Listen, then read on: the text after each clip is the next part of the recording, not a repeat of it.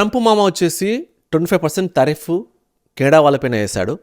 Trudeau మామ వచ్చేసి Americans పైన 25% టారిఫ్ వేశాడు. ఇప్పుడు రెండు దేశాలు ఒకరి మీద ఒకరు టారిఫ్ వేసుకోవడం వల్ల ఎవరికి నష్టం అంటే సామాన్య ప్రజలకి, కామన్ పీపుల్కి. ఎందుకంటే డే టు డే వాళ్ళు కొనే గ్రాసరీస్, ఫ్రూట్స్, లంబరు, గ్యాస్ ఇవన్నీ ప్రైజెస్ పెరిగిపోతాయి. రెండు కంట్రీస్ ఒకరిపైన ఒకరు డిపెండెన్సీ బాగా ఉంది.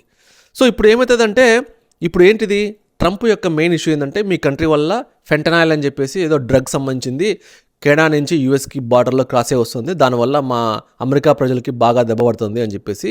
తర్వాత ఇమిగ్రేషన్ కూడా మీ వాళ్ళు ఇల్లీగల్గా చాలామంది ఎంటర్ అవుతున్నారు యూఎస్లోకి, సో మీరు బార్డర్ని అరికట్టండి అని చెప్పేసి ట్రంప్ యొక్క సమస్య.